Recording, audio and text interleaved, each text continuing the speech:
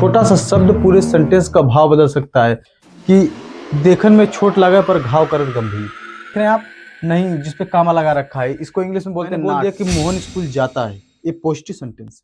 लेकिन यहीं पे अगर मैं कहती हूँ कि मोहन स्कूल नहीं जाता है, तो ये क्या हो जाता है, निगेटिव सेंटेंस बन जाता है। क्या आपको पता है कि एक छोटा सा शब्द पूरे सेंटेंस का भाव बदल सकता है? आपने वो कहावत तो सुनी होगी कि देखन में चोट लगा पर घाव करत गंभीर। बिल्कुल ऐसे ही एक शब्द से आज आपकी मुलाकात होगी, वो भी प्रेजेंट इंडेफिनिट की निगेटिव सेंटेंस में। निगेटिव से तात्पर्य है कि नकारात्मक वाक्य। जैसे अब इसमें ऐसा क्या जोड़ देते हैं जो पॉजिटिव सेंटेंस होता है, हमने इसके पहली वाली आपकी वीडियो में, जो कि इसका पार्ट 1 था प्रेजेंट इंडेफिनिट का, उसमें पूरा बखूबी बताया था कि कोई पॉजिटिव सेंटेंस कैसा होता है ना। लेकिन इस वाले में हम देखेंगे निगेटिव सेंटेंस प्रेजेंट इंडेफिनिट का, और इसमें एक ऐसे शब्द से मुलाकात होगी जो आपको बताएगा कि कैसे अपने आप के दम पे वो बिल्कुल इस सेंटेंस का भाव बदल देता है। ठीक है, तो चलिए आइए देखते हैं। इसमें देखिए प्रेजेंट इंडेफिनिट टेंस, इसका पार्ट 2 है। अब इसमें क्या है, फार्मूला मैंने लिख दिया, लेकिन फार्मूला देखने से पहले हम लोग जरा इसके बारे में जान लेते हैं। निगेटिव सेंटेंस, निगेटिव सेंटेंस जिसका मतलब होता है हिंदी में नकारात्मक वाक्य। ठीक है, जब सेंटेंस में नहीं शब्द, क्या लिखा हुआ है मैंने यहाँ पे, नहीं शब्द, ये देख रहे हैं आप, नहीं जिस पे कामा लगा रखा है, इसको इंग्लिश में बोलते हैं नॉट, शब्द आ जाता है तो वह सेंटेंस निगेटिव सेंटेंस बन जाता है। जैसे मैंने बोल दिया कि मोहन स्कूल जाता है, ये पॉजिटिव सेंटेंस। लेकिन यहीं पे अगर मैं कहती हूँ कि मोहन स्कूल नहीं जाता है, तो ये क्या हो जाता है, निगेटिव सेंटेंस बन जाता है, प्रेजेंट इंडेफिनिट का निगेटिव। और इसी के आ जाने के बाद आपको देखने के लिए मिलेगा कि जो सेंटेंस में जो पहले कुछ नहीं आता था, उसके साथ हेल्पिंग वर्ब की जरूरत नहीं पड़ती थी, यहाँ पे देखिए पड़ेगी। तो इसके बाद जो फार्मूला बनता है, सब्जेक्ट, डू, डज, फिर उसके बाद नॉट, फिर वर्ब की फर्स्ट फॉर्म, ऑब्जेक्ट, ईटीसी, ये आपका फार्मूला है। अभी उसके बारे में चर्चा करेंगे, लेकिन उसके पहले इस चीज को समझ लेते हैं जरा ना।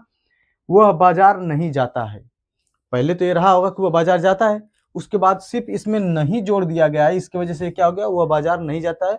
तो यहाँ पे तातित्य के बाद हय हुआ है, इसका मतलब प्रेजेंट इंडेफिनिट है, और इसमें नहीं आ गया है, इसलिए प्रेजेंट इंडेफिनिट का क्या है, निगेटिव सेंटेंस है। ठीक, यहाँ पे देखो नहीं आया, वो हम क्रिकेट नहीं खेलते हैं, यहाँ पे नहीं आ गया, इसका मतलब क्या है, निगेटिव सेंटेंस है। तातित्य के बाद हय हुआ है, इसका मतलब प्रेजेंट इंडेफिनिट टेंस है। अब देखिए इसके कुछ रूल्स हैं जिसको आपको पढ़ लेना है। इसमें रूल फर्स्ट है कि जब प्रेजेंट इंडेफिनिट टेंस के निगेटिव सेंटेंस में हेल्पिंग वर्ब मतलब सहायक क्रिया डू डज का यूज करते हैं, ठीक है, जब इसमें निगेटिव सेंटेंस आ जाता है, तो आपको क्या करना पड़ेगा कि आप एकदम सीधे सीधे सब्जेक्ट और वर्ब नहीं रख सकते, आपको उसमें एक हेल्पिंग वर्ब की आवश्यकता पड़ेगी, जिसको आपको पुट करना जरूरी है, उसको हेल्पिंग वर्ब रखना ही पड़ेगा। ठीक है, जब प्रेजेंट इंडेफिनिट टेंस के निगेटिव सेंटेंस में हेल्पिंग वर्ब सहायक क्रिया, यहाँ पे थोड़ा सा लिखने में मिसमैच हो गया होगा, देखिए मैं बता देता हूँ आपको यहाँ पे कि जब सब सेंटेंस निगेटिव होता है तो उसमें हेल्पिंग वर्ब के रूप में डू या डज का उपयोग किया जाता है, कब, सब्जेक्ट के तुरंत बाद। और दूसरा वाला रूल जो है, निगेटिव सेंटेंस में वर्ब की फर्स्ट फॉर्म में यस या यस नहीं जोड़ते हैं। इस बात का बखूबी ध्यान रखिएगा, बच्चे इसमें बहुत ज्यादा गलती करते हैं कि जब अगर सेंटेंस निगेटिव हो गया है, इसके पहले तो आपका पॉजिटिव था, तो जब सब्जेक्ट सिंगुलर रहता है तो उसमें यस या यस जोड़ते हैं, लेकिन यहाँ पे ऐसा कुछ नहीं करेंगे। आपको यस या यस का झंझट इसमें हो जाता है खत्म जब निगेटिव सेंटेंस आ जाता है तब। ठीक है, और रूल नंबर थर्ड जरा इसको भी देख लेते हैं कि डू प्लूरल सब्जेक्ट के लिए आएगा। हेल्पिंग वर्ब जो है, आपकी जो हेल्पिंग वर्ब है डू, वो किसके लिए आएगा, प्लूरल सब्जेक्ट के लिए। अगर प्लूरल सब्जेक्ट के बारे में नहीं जानते तो इसके पिछली वाली क्लास में मैंने बताया है, यहाँ पे भी देख लीजिएगा कि जब व्यक्ति एक से अधिक होगा तो प्लूरल हो जाता है। ठीक है, जब तो वो प्लूरल सब्जेक्ट कहलाता है। डज सिंगुलर सब्जेक्ट, जब कोई एक व्यक्ति के बारे में बात किया जा रहा है तो वहां पे सिंगुलर सब्जेक्ट रहा है, उसके साथ में हेल्पिंग वर्ब के रूप में क्या आएगा, डज आएगा। तो देखिए इसके फार्मूले के बारे में मैंने बता दिया था कि सब्जेक्ट प्लस डू डज तुरंत में आएगा, उसके बाद नॉट आएगा, फिर बाद में हेल्प वर्ब की फर्स्ट फॉर्म, फिर ऑब्जेक्ट, फिर ईटीसी। ठीक, जरा जरा बना के देख लेते हैं। एक तो से ही वह बाजार नहीं जाता है, तो यहाँ पे ही क्या है, ये हो गया सिंगुलर। ठीक, ही, उसके बाद नहीं आया है तो इसका मतलब इसमें हेल्पिंग वर्ब लगेगी ही। अब यहाँ पे डू या डज में से किसको लगाएंगे, डज लगाएंगे, क्योंकि यहाँ पे आया कौन है, सब्जेक्ट सिंगुलर, डज, उसके बाद क्या है, नॉट, नॉट, तो वर्ब की फर्स्ट फॉर्म लगानी है, तो काम किसका हो रहा है, जाने का, तो इसका जाने का इंग्लिश का था गो, यहाँ पे गो।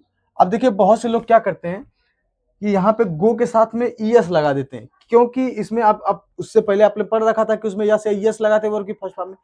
लेकिन इस बात का बखूबी ध्यान रखना कि जब भी सब्जेक्ट सिंगुलर हो जाता है और निगेटिव सेंटेंस में रहेगा तो उसके साथ यस यस यस वाला झंझट एकदम खत्म हो जाता है जब भी निगेटिव सेंटेंस आएगा, ठीक है। तो यहाँ पे क्या करना है आपको, यस या यस नहीं जोड़ना है।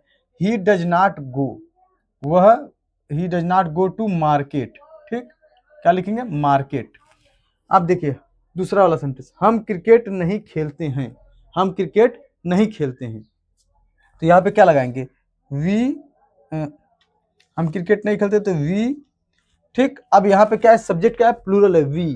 तो यहाँ पे क्या करेंगे, इसमें लगा देंगे डू। यहाँ पे क्या है, डू को उपयोग करेंगे, डू। उसके बाद नॉट आगे वाला जो है, उसका वर्ब की फर्स्ट फॉर्म, खेलने का वर्ब फर्स्ट फॉर्म क्या होता है, play, play. He we do not play cricket, play cricket, ठीक। तो अगर ऐसे ही आपको अगर सेंटेंस में कुछ अच्छा लगा होगा तो बताइएगा। इसके बाद हम लोग देखते हैं इंट्रोगेटिव सेंटेंस के बारे में।